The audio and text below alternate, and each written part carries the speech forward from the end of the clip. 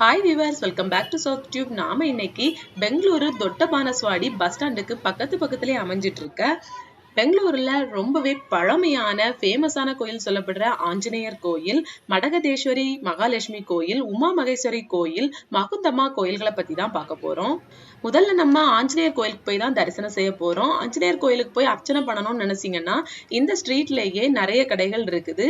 வெத்தலை மாலை அப்படி இல்லைன்னா துளசி மாலையை வாங்கிட்டு போங்க. கோயிலுக்கு முன்னதாகவே பார்க்கிங் ஸ்பேஸ் இருக்குது. கார், பைக் எது வேணாலும் நம்ம பார்க் பண்ணிக்கலாம். இந்த கோயிலுக்குள்ள போறதுக்கு 3 என்ட்ரன்ஸ் இருக்குது. ஒண்ணு நீங்க இப்ப பாத்துட்டு இருக்க என்ட்ரன்ஸ், இன்னொன்னு கோயிலுக்கு சைடு வழியா போகிறதுக்கு மாதிரி ஒரு என்ட்ரன்ஸ் அமைச்சிருக்காங்க, இன்னொன்னு சின்ன படிக்கட்டுக்குள்ள கூடிய ஒரு என்ட்ரன்ஸ் அமைச்சிருக்காங்க. பொதுவா நிறைய பேரு இந்த வழியா தான் கோயிலுக்குள்ள என்ட்ராங்க. கோயிலுக்குள்ள என்ட்ரானதுக்கு அப்புறம் கால்களை சுத்தம் செஞ்சுட்டு அர்ச்சனை பொருள்ல தேங்காய் இருந்தா அதை உடைக்கிறதுக்குன்னு ஒருத்தங்க இருக்காங்க. அதுக்கப்புறம் ஆஞ்சநேயர் சன்னதிக்கு நம்ம டைரக்டா போகலாம். ஒரு மரத்துக்கடியில ராகு கேது சன்னதிகளை அமைச்சிருக்காங்க. கல்லிலே பொறிக்கப்பட்டிருக்க மாதிரி இருக்கக்கூடிய நாகரோட சிற்பம் கூட அங்க அமைச்சிருக்காங்க. பெங்களூர்ல இருக்கக்கூடிய பழமையான கோயில்கள்ல இந்த கோயிலும் ஒன்று. அதனால திரளான பக்தர்கள் ஆஞ்சநேயரை வழிபடுறத பார்க்கலாம். குறிப்பா சனிக்கிழமையில பக்தர்கள் அதிகமாவே இந்த கோயிலுக்கு வருவாங்க. இந்த கோயில் 500 வருடங்களுக்கு பழமையான திருக்கோயில். இந்த கோயில ஆர்கிடெக்ட் பண்றது, அந்த டிசைனிங் எல்லாமே முடிச்சது பெங்களூரை நிறுவிய கம்பகோடா அவங்களாலதான் வேலைகள் முடிக்கப்பட்டிருக்குது. சன்னதியில இருக்கக்கூடிய 5 அடி உயரம் கொண்ட ஆஞ்சநேயரோட சிலைன்னு பாத்தீங்கன்னா துறவியான குரு ஸ்ரீ வியாசராஜராலதான் நிறுவப்பட்டிருக்கு. இந்த கோயிலோட ஸ்பெஷலா சொல்லப்படுற விஷயம் என்னன்னு பாத்தீங்கன்னா, ஹனுமன் ஜெயந்தி அப்போ ஆஞ்சநேயரோட கண்ணுல இருந்து கண்ணீர் துளிகள் வெளியே விழும் அப்படின்னு சொல்றாங்க.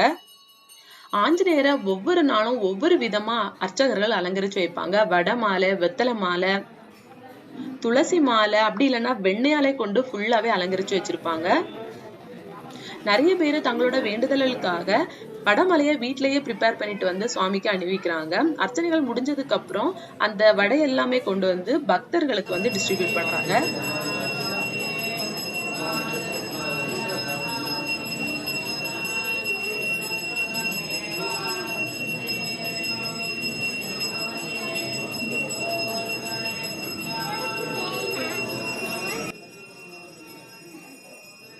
இந்த ஆஞ்சநேயர் சன்னதி மண்டபத்துக்கு வெளியே தான் கொடிமரம் அமைஞ்சிருக்கு. கொடிமரத்துல இருந்து துளை போட்ட அந்த ஜன்னல் வழியா ஆஞ்சநேயரை தரிசனம் செய்யறது ரொம்பவே சிறப்புன்னு சொல்லலாம். ராமரும் ஆஞ்சநேயரும் கட்டி தழுவுற மாதிரி இருக்கக்கூடிய அந்த சிலை இருக்கக்கூடிய அந்த கோபுரம் வழியா ஒரு என்ட்ரன்ஸ் இருக்குது. அது வழியா கூட நம்ம கோயிலுக்குள்ள என்ட்ரி ஆகலாம்.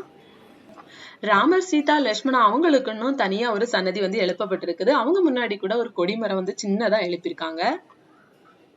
சிவனுக்குன்னு தனியா சன்னதியை எழுப்பப்பட்டிருக்கு. பக்கத்திலேயே திறந்த வெளியிலே ஒரு ஹால் இருக்குது.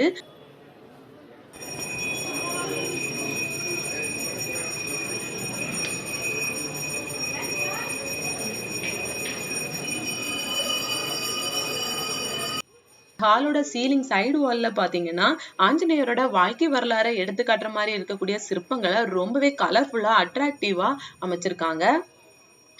ஆஞ்சநேயர் யாருக்கு பிறந்தாங்க, அவங்க இதிகாசமான ராமாயணத்துல அவரோட பங்களிப்பு என்னெல்லாம்னு 1 by 1 ரொம்பவே அட்ராக்டிவா அமைச்சிருக்காங்க. இந்த கோயிலுக்கு போனீங்கன்னா இந்த சிற்பங்களை பார்க்க மறக்காதீங்க.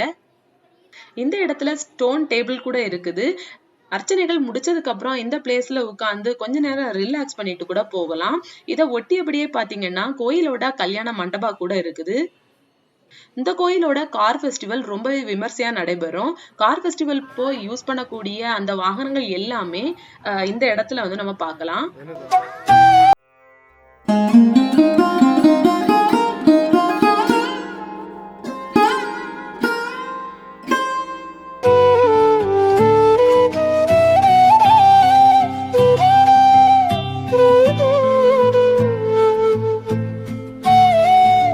அடுத்ததா பிரசாதம் வாங்கலாம். ரொம்பவே டேஸ்டியான பிரசாதம்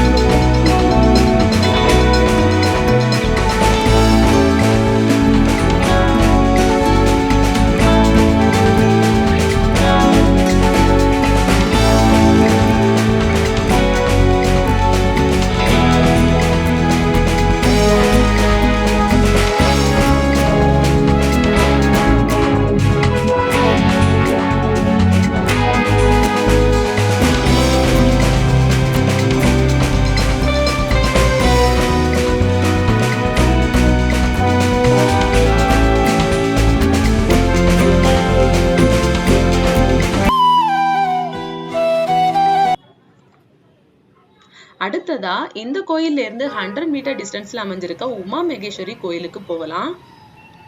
இந்த கோயில் பாத்தீங்கன்னா ரோடு ஒட்டியபடியே இருக்கிறதுனால நீங்க குழந்தைகளை கூட்டிட்டு போனீங்கன்னா ரொம்ப கேர்ஃபுல்லாவே கூட்டிட்டு போங்க. ஏன்னா வெஹிக்கிள்ஸ் எல்லாம் போகும்போது ரொம்பவே க்ளோஸா தான் போகிற மாதிரி போவாங்க. இந்த கோயில் சின்னதா ஒரு கோபுரத்துடன் எழுப்பப்பட்டிருக்க சின்னதா அமைக்கப்பட்டிருக்க ஒரு கோயில் தான். கோயிலுக்குள்ள உமா மகேஸ்வரி சன்னதி மட்டும்தான் அமைக்கப்பட்டிருக்கு.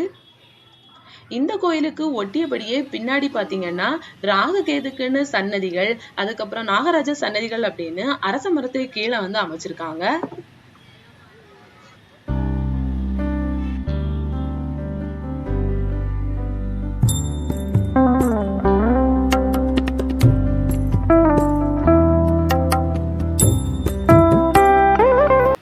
இந்த இடத்துல இருந்து லெஃப்ட் சைடுல ஒரு ஸ்ட்ரீட் போகுது. அங்க ஆதிசக்தி மடகதேஸ்வரி மகாலட்சுமி கோயிலுக்கு போகலாம். கோயிலோட என்ட்ரன்ஸ்ல 2 துர்க்கைகள் வந்து வரவேற்கிற மாதிரி இருக்கக்கூடிய உயரமான சிலைகள் வந்து அமைச்சிருக்காங்க.